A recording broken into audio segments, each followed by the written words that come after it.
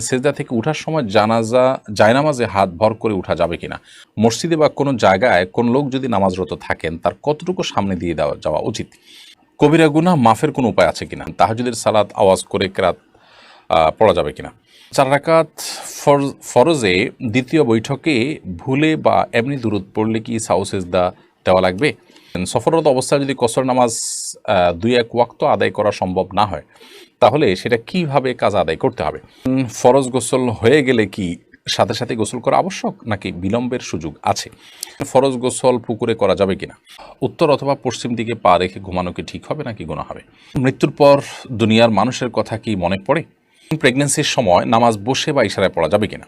চলুন তাহলে আর বিলম্ব না করে আমরা মূল পর্বে প্রবেশ করি এবং আপনাদের যে সমস্ত প্রশ্ন আমাদের কাছে ইতিমধ্যে চলে এসেছে সেগুলোর উত্তর আমরা দেওয়ার চেষ্টা করি। আলিফানুর লিখেছেন প্রেগন্যান্সির সময় নামাজ বসে বা ইশারায় পড়া যাবে কিনা। প্রেগন্যান্সি হলেই নামাজ বসে পড়া যাবে বা ইশারায় পড়া যাবে, ব্যাপারটা এরকম নয়। তবে প্রেগন্যান্সির সময় অনেক মা বোনরা এত বেশি অসুস্থ হয়ে পড়েন যে তাদেরকে বিছানায় শুয়ে পড়তে হয়, অথবা অনেকে আছেন যে শেষের দিকে এসে দাঁড়িয়ে নামাজ পড়াটা তাদের জন্য কঠিন হয়, শরীর ভার হয়ে যায়, তাদের শারীরিক দুর্বলতার কারণে বা স্থূলতার কারণে, নানা কারণে তারা দাঁড়িয়ে নামাজ পড়লে রুকু সিজদা করে স্বাভাবিকভাবে নামাজ পড়তে গেলে পড়ে যাওয়ার আশঙ্কা থাকে। এরকম আশঙ্কা যদি জোরালো হয়, প্রবল হয়, তাহলে সেক্ষেত্রে তিনি বসে নামাজ পড়তে পারেন। বসে নামাজ পড়ার ক্ষমতা না থাকলে তিনি শুয়ে অবশ্যই নামাজ পড়তে পারেন। কিন্তু এটা হলো যদি সেরকম পরিস্থিতি তৈরি হয় কারোর, প্রেগনেন্সি হলেই সামান্য ঠুনকো অজুহাতেই তিনি বসে নামাজ পড়া শুরু করবেন, ব্যাপারটা সেরকম নয়। মালিহা নুসরাত চাঁদনী আই থেকে আপনি লিখেছেন, একজন ব্যক্তি আমাকে নিয়ে এমন কিছু কথা বলেছে যার কোনো সত্যতা নেই। আমি ওনাকে ক্ষমা করে দিয়েছি, কিন্তু আমি ওনার সাথে সালাম দেওয়া পর্যন্ত কথা সীমিত রাখতে চাই, তাতে কি কোনো গুনাহ হবে? উনি আমার খুব কাছেরও না, আবার খুব দূরেরও না। দেখুন, আপনাকে নিয়ে যদি কেউ মিথ্যা কথা বলেন তাহলে সেক্ষেত্রে আপনি তাকে ক্ষমা করে দিয়ে খুব ভালো কাজ করেছেন, সন্দেহাতীতভাবে সওয়াবের কাজ করেছেন। আল্লাহ সুবহানাহু ওয়া তাআলা বলেছেন ওয়ান তাফু হুয়া আকরাবু লিত-তাকওয়া, যদি মাফ করে দেওয়া এটা তাকওয়ার খুব কাছাকাছি। খুব ভালো কাজ আপনি করেছেন। এর পাশাপাশি আপনি যেটি জানতে চেয়েছেন যে আপনি তাকে সালাম দেওয়া পর্যন্ত কথা সীমিত রাখতে চান, শুধু সালাম দেবেন, ওকে, তাতে কোনো অসুবিধা নেই। সালাম দিলেন, তিনি সালাম জবাব দিলেন, এটুকু হলে আপনি তার সাথে কথোপকথন করেছেন বা তার সাথে সম্পর্ক ছিন্ন করেননি, সেটি বলা যাবে। তবে এরপর আস্তে আস্তে একটা সময় যেন আপনি স্বাভাবিক হতে পারেন সেই চেষ্টা আপনার মধ্যে থাকাটা অবশ্যই ভালো। তবে সালাম দিলে আপনি তাকে আর বয়কট করেছেন এটি বলা যাবে না, বা কথা বন্ধ রেখেছেন সেটি আর বলা যাবে না, এবং আপনি দায়মুক্ত থাকবেন ইনশাআল্লাহু তাআলা। পিঙ্কি আক্তার আপনি লিখেছেন, মৃত্যুর পর দুনিয়ার মানুষের কথা কি মনে পড়ে? দেখুন, মৃত্যু পরবর্তী জগৎটিকে বলা হয় আলামুল গায়েব বা অদৃশ্যের জগৎ। সেই জগতে আমাদের অবস্থা কেমন হয়, কীরকম হবে, সে বিষয়ে কোরআন এবং হাদিসের বর্ণনার বাইরে আমরা ধারণা করে কিছুই বলতে পারি না। কোরআন হাদিসে কোথাও মানুষের মৃত্যুর পর নিজের দুনিয়ার কথা মনে পড়া বলতে বিভিন্ন আপনার স্মৃতি মনে পড়া, এরকম কোনো কথা, এরকম কোনো বিষয় হয় মৃত ব্যক্তির, সেরকম কথা কোরআন হাদিস থেকে জানা যায় না। বরং কোরআন হাদিসের যে বিবরণ এ সম্পর্কে পাওয়া যায় সেগুলো দেখলে বোঝা যায় যে একজন মৃত মানুষ তার যে অবস্থা শুরু হয়, হাদিসে আসছে মান মাতা ফাকাদ কামাত কিয়ামাতুহু, যে ব্যক্তি মারা গেলেন তার কিয়ামত শুরু হয়ে যায়। তো এরকম একটা পরিস্থিতিতে মানুষ পেছনের বিভিন্ন স্মৃতি চারণ করবে, তার বিভিন্ন স্মৃতি মনে পড়বে, সেটাকে তিনি স্মরণ করবেন, এরকম স্বাভাবিক কোনো অবস্থায় মানুষ থাকে না আসলে। যার কারণে মানুষ উদ্ভূত পরিস্থিতি নিয়েই খুব কষ্টে থাকেন। হ্যাঁ, যারা জান্নাতি তাদের কথা ভিন্ন, যে তারা জান্নাতের নেয়ামত ভোগ করতে থাকেন, যেহেতু মৃত্যুর পর কিয়ামত কায়েম হওয়া পর্যন্ত শুধুমাত্র জান্নাতের নেয়ামত ভোগ করাই তাদের একমাত্র কাজ থাকে, এবং সেটি পরিপূর্ণ জীবিত স্বাভাবিক মানুষের মতো যে থাকে তা নয়, শুধুমাত্র জান্নাতের নেয়ামত ভোগ করার মতো একটা বিশেষ হায়াত তাদেরকে দেওয়া হয়, জাস্ট এইটুকু। অতএব এর বাইরে তাদের দুনিয়ার কথা মনে পড়ে, স্মরণ করেন, বা পেছনের কথাগুলোকে স্মরণ করে তারা তাদের ভালো লাগা মন্দ লাগা কাজ করে, এরকম কোনো কথা কোরআন হাদিস দ্বারা আমরা জানি না। বিধায় আলামুল গায়েবের দৃশ্যগুলোকে বা সেখানকার চিত্রগুলোকে আমরা ধারণা করে বলতে পারি না, এটি আল্লাহর উপরে ন্যস্ত করবো, আল্লাহ তাআলা ভালো জানেন। এরপর মিস তানিয়া প্রধান আপনি লিখেছেন, মাসিক ভালো হওয়ার পর নামাজ শুরু করার পর যদি আবার প্রস্রাব করার পর 1-2 ফোঁটা বের হয় তখন কোমর পর্যন্ত ধুলেই হবে নাকি গোসল করতে হবে? দেখুন, মাসিক যদি যথাযথভাবে ভালো হয়ে যায়, আপনার যে সময় ভালো হওয়ার কথা সে সময় ভালো হয়ে গেছে, যেদিন ভালো হওয়ার কথা সেদিন ভালো হয়ে গেছে, এর বেশি আপনার হয় না নর্মালি, এরপরে আবার কখনো বের হয়ে গেছে, প্রতি মাসে আপনার 6 দিন হয়, 7 দিন হয়, 8 দিন হয়, একটা অভ্যাস আছে, সে অভ্যাসের সময়টা পার হয়ে যাওয়ার পরে যদি বের হয় তাহলে এটা অসুস্থতা, অতএব এটুকু ধুয়ে ফেললেই হয়ে যাবে। আর যদি দিনের হিসাব করেন যে 7 দিন হয়, 7ম দিনে সকাল থেকে দেখা যাচ্ছে না আপনি নামাজ শুরু করেছেন, হঠাৎ করে আবার দেখা গেছে, তাহলে সেক্ষেত্রে সেটা মাসিক হিসাবে গণ্য হবে এবং সেটাকে আপনি পাক সাফ করে যথাযথভাবে গোসল করে আপনি আবার নামাজ পড়তে হবে, যদি সেটি নির্গত হয় এবং যদি সেটা মাসিক নিশ্চিত হয়। এরপরে বিনা সুলতান আপনি লিখেছেন উত্তর অথবা পশ্চিম দিকে পা রেখে ঘুমানো কি ঠিক হবে নাকি গুনাহ হবে? দেখুন, উত্তর অথবা পশ্চিম কোনো দিকে পা রেখে ঘুমানোর ব্যাপারে কোরআন এবং হাদিসে পরিষ্কার কোনো নিষেধাজ্ঞা নেই। উত্তর দিকে তো নাই, পশ্চিম দিকে বা কেবলার দিকে পা রেখে ঘুমানোর ব্যাপারেও কোনো পরিষ্কার নিষেধাজ্ঞা কোরআন হাদিসে কোথাও পাওয়া যায় না। তবে অনেক ওলামায়ে কেরাম এটিকে নিষেধ করেন, সে নিষেধাজ্ঞাটা হারাম পর্যায়ে না, জাস্ট অনুত্তম মাকরুহ এ পর্যায়ে নিষেধাজ্ঞা অনেক ওলামায়ে কেরাম আরোপ করেন এই যুক্তিতে যে পশ্চিম দিকে বা কেবলার দিকে পেশাব বা পায়খানা করা নিষেধ, আর সেই দিকে সবসময় আমরা যদি পাও দেই বা বসার সময় যদি পাও লম্বা করে বসি তাহলে সেক্ষেত্রে এক ধরনের অসম্মান প্রদর্শন হতে পারে। আপনার উদ্দেশ্য সেটা না হলেও দৃশ্যত সেরকম মনে হতে পারে। আমরা কোনো সম্মানিত ব্যক্তির দিকে পা দিয়ে বসি না সাধারণত, সেই জায়গা থেকে অনেকে এটিকে নিষেধ করেন। তবে কোরআন হাদিসে পরিষ্কারভাবে কেবলার দিকে পা দেওয়ার পরে কোনো নিষেধাজ্ঞা নেই। যদি কেউ সেদিকে পা দিয়ে ঘুমান বা বসেন তাহলে সেক্ষেত্রে কোরআন হাদিসের খেলাফ করেছেন এমনটি বলা যাবে না। তবে কারোর কাছে কেবলার প্রতি কাবার প্রতি ভালোবাসা এবং শ্রদ্ধার জায়গা থেকে তিনি পা দেয়াটা তার কাছে খারাপ লাগছে, সেটি ভিন্ন বিষয়। আমাতুল্লাহ মোশরেফা আপনি লিখেছেন বিয়ের জন্য অনেকে ছবি চায়, যদি বিয়ে না হয় তাহলে কি ছবিগুলো থাকলে গুনাহ হবে? বিয়ের জন্য যদি কেউ ছবি চায় তাহলে সেক্ষেত্রে লোকটা কতটা অথেন্টিক, তার ভিতরে তাকওয়া কতটা আছে, তিনি হালাল হারাম কতটা বুঝেন এবং কতটা আল্লাহর ভয় আছে, তিনি এই ছবিটা নির্দিষ্ট সময়ের পর যদি বিয়ে না হয় তাহলে সেক্ষেত্রে ডিলিট করে ফেলবেন এবং কতটা, এই বিষয়গুলো নিশ্চিত হয়ে তারপর তাকে ছবি দেওয়া উচিত, অথবা বিশেষভাবে তাকে বলে দেওয়া উচিত এবং তিনি যেটা করেন সে বিষয়ে তাকে রিকোয়েস্ট করা উচিত। এরকম না হলে যে কেউ চাইলেও আর তাকে ছবি দিলেন, এটা উচিত না, কারণ এটি আপনার প্রাইভেসি যেমন নষ্ট হবে, গুনাহের কাজ তিনি করবেন, আপনি পরোক্ষভাবে সেটাতে একরকম সহায়তাই করলেন, ব্যাপারটা সেরকম হয়ে গেল। এই জন্য এই বিষয়গুলো দেখা উচিত।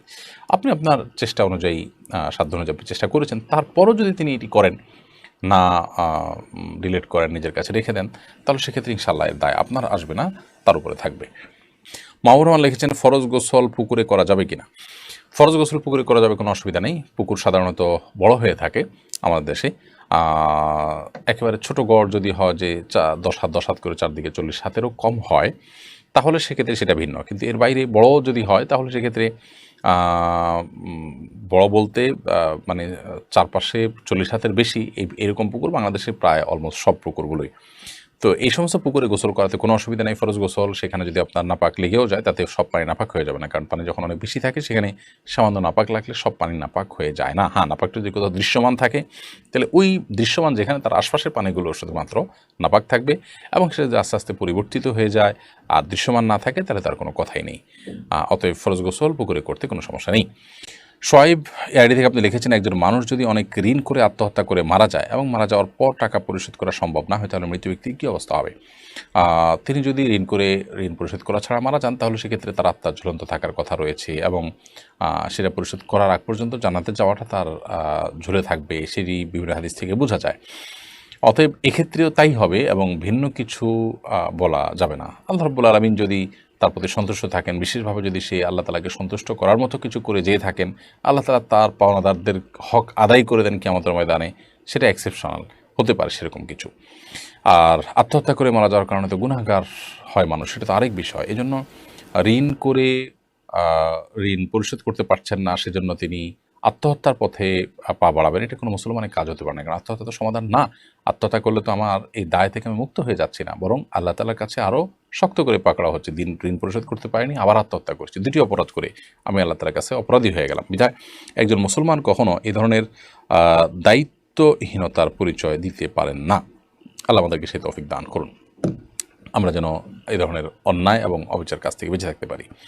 দিনের পথে আসেন আইডি থেকে আপনি লিখেছেন স্বামী স্ত্রীর মধ্যে ভালোবাসা বৃদ্ধির উপায় কী? স্বামী স্ত্রীর মধ্যে ভালোবাসা বৃদ্ধি করার জন্য অন্য সব মানুষের সাথে ভালোবাসা বৃদ্ধির ক্ষেত্রে যেরকম সালামের ভূমিকা রয়েছে সেই সালামটা আদান প্রদান করতে হবে। নবী করিম সাল্লাল্লাহু আলাইহি ওয়াসাল্লাম বলেছেন যে তোমরা যখন পরস্পরের মধ্যে সালামের আদান প্রদান করবে তখন তোমাদের মধ্যে ভালোবাসা বৃদ্ধি পাবে। সেই সাথে তিনি হাদিয়া প্রদান করার কথা বলেছেন, উপহার আদান প্রদান করা। অনেক সময় স্বামীরা স্ত্রীদেরকে সুযোগ দেন, স্ত্রীর স্বামীকে সারপ্রাইজ দেওয়া, স্বামীকে বিভিন্ন ক্ষেত্রে খুশি হওয়ার মতো কোনো কিছু পেশ করা তার জন্য। তো এরকম বিভিন্নভাবে উপহারের আদান প্রদান এটাও পারস্পরিক ভালোবাসা সৃষ্টির ক্ষেত্রে বিশেষ ভূমিকা রাখে। এপি আনোয়ার এটি থেকে আপনি লিখেছেন 4 রাকাত ফরজে দ্বিতীয় বৈঠকে ভুলে বা এমনি দুরূদ পড়লে কি সাউ সেজদা দেওয়া লাগবে? দেখুন, 4 রাকাত ফরজ নামাজের দ্বিতীয় বৈঠকে যদি ভুলে আপনি দুরূদ পড়ে ফেলেন তাহলে সেক্ষেত্রে হানাফি মাযহাব অনুযায়ী আপনাকে সেজদায়ে সাহু দিতে হবে। কারণ দ্বিতীয় বৈঠকে আত্মাহিয়াতু পড়ার পর বিভিন্ন হাদিস থেকে আমরা জানতে পারি যে দ্রুততার সাথে দাঁড়িয়ে যেতে বলা হয়েছে এবং বিলম্ব করতে নিষেধ করা হয়েছে। সেই সাথে আপনি নবী সাল্লাল্লাহু আলাইহি ওয়াসাল্লামের প্রতি দুরূদ পাঠ করেছেন, এটা তো ভুলে পড়েছেন, এটা তো শেষ রাকাত শেষ বৈঠক মনে করে আপনি এটা পড়েছেন, তো অথচ এটা শেষ বৈঠক নয়। এসব কারণে সিজদায়ে সাহু দেওয়ার কথা ওলামায়ে আহনাফ বলে থাকেন, যদিও হাম্বলী মাযহাব ওলামায়ে কিরাম, সৌদি আরব ওলামায়ে কিরাম তারা বলেন যে না, দুরূদ শরীফ যদি পড়ে ফেলে তার কারণে সিজদায়ে সাহু বর্তাবে না। এটি সৌদি আরব ওলামায়ে কিরাম বা হাম্বলী মাযহাবের ওলামাদের মত। শেখ সোহাইব আপনি লিখেছেন ফরজ গোসল হয়ে গেলে কি সাথে সাথে গোসল করা আবশ্যক নাকি বিলম্বের সুযোগ আছে? গোসল ফরজ হয়ে গেলে সাথে সাথে গোসল করা উত্তম যদি সে সুযোগ থাকে, তবে বিলম্ব করার সুযোগ আছে যদি গোসল ফরজ হওয়ার পর পরবর্তী যে নামাজের ওয়াক্ত সেই নামাজের ওয়াক্ত বা যদি তার উপরে কোনো নামাজ বর্তায়, তাহলে এই নামাজের ওয়াক্ত শেষ হওয়ার আগ পর্যন্ত তিনি বিলম্ব করতে চান, তাহলে শেষ মুহূর্তে বা ওয়াক্ত শেষ হওয়ার আগে আগে গোসল করে নামাজ পড়ে ফেললেন, এতটুকু বিলম্ব করা জায়েজ আছে। তবে এক্ষেত্রেও গোসল ফরজ হয়ে গেলে যদি লম্বা সময় তিনি বিলম্ব করতে চান, এশার পরে গোসল ফরজ হয়ে গেল, ফজর আগ পর্যন্ত তিনি সুযোগ পাবেন গোসল করার, তাহলে সেক্ষেত্রে এই সময়টা তিনি গোসল না করে শেষের দিকে একসাথে ফজর ওয়াক্ত হলে তখন গোসল করতে চান, তাহলে অজু করে ঘুমানো বা অন্যান্য কাজ করাটা সুন্নাহ, এটা উত্তম। কিন্তু যদি কোনো কারণে ওযু নাও করেন তাতে তিনি কবিরা গুনাহ করেছেন ব্যাপারটা এরকম না, সুন্নাতও করেছেন, এটুকু বলা যাবে। রিফাত মাহমুদ লিখেছেন তাহাজ্জুদের সালাত আওয়াজ করে কেরাত পড়া যাবে কিনা? তাহাজ্জুদের সালাতে আপনি রাতে আওয়াজ করে কেরাত পড়তে পারেন, যেহেতু রাতের নামাজ আপনি আওয়াজ করে কেরাত পড়তে পারবেন। দিনের নামাজ হলে সেটা নীরবে পড়বেন, আর রাতের নামাজ আপনি অবশ্যই আওয়াজ করে পড়তে পারেন। মোহাম্মদ জুনেদ ইসলাম আপনি লিখেছেন আমি কিভাবে আল্লাহর প্রিয় বান্দা হতে পারি? আল্লাহর প্রিয় বান্দা হওয়ার জন্য দুনিয়া বিমুখতা হলো পূর্বশর্ত। নবী করিম সাল্লাল্লাহু আলাইহি ওয়াসাল্লাম সাহাবীদেরকে বলেছেন যে তোমরা কিভাবে আল্লাহর প্রিয় পাত্র হবে, তার উপায় হলো যে তোমরা দুনিয়ার ব্যাপারে বিমুখ থাকবে, দুনিয়ার প্রতি তোমাদের আকর্ষণ থাকবে না, দুনিয়া নিয়ে তোমাদের বিশেষ কোনো আগ্রহের জায়গা থাকবে না। দুনিয়া উপার্জন করতে হবে দুনিয়াতে বেঁচে থাকার প্রয়োজনে, কিন্তু এটার জন্য মানে ডু অর ডাইয়ের পর্যায়টাকে নেওয়া যাবে না এবং এটার জন্য মরিয়া হয়ে যাওয়া এটা করা যাবে না। এটুকু যদি আমরা করতে পারি সেক্ষেত্রে আল্লাহ তাআলার প্রিয় বান্দা হওয়ার পথ আমাদের জন্য সবচেয়ে বেশি সুগম হবে। এরপরে পিয়াল খান সাদ এআইডি থেকে আপনি লিখেছেন আমাদের ইসলাম ধর্মে হালাল খাবারগুলো মুরগির গোশত, গরুর গোশত ইত্যাদি যদি ভিন্ন ধর্মের মানুষের কাছ থেকে মুরগির গোশত বা গরুর গোশত কেনা জায়েজ হবে? পশুগুলো বিসমিল্লাহ বলে জবাই করা হয়েছে কিনা জানা যদি না থাকে তাহলে খাদ্যকে হালাল হবে? বিশেষ করে দেশের বাইরে ঘুরতে গেলে এই ধরনের পরিস্থিতির সম্মুখীন হতে হয়। যদি আপনি মুসলিম প্রধান দেশে কথা বলেন তাহলে সেক্ষেত্রে আমরা বলবো সেখানে সাধারণত এখানে হালাল উপায়ে জবাই করার কথাই বেশি। যদি এরকম হয় সচরাচর তাহলে সেক্ষেত্রে আপনি এটা কিনতে পারেন, অযথাই সন্দেহ করার প্রয়োজন নেই। আমার দেশে গরুর কথা বলা যে গরুর গোশত প্রায় সব দোকানই মুসলমানদের এবং তারা আল্লাহর নাম পড়ে জবাই করেন, এটাই স্বাভাবিক। বিধায় এটা নিয়ে আপনার আলাদা ধোঁয়াশা বা সংশয় থাকা উচিত না।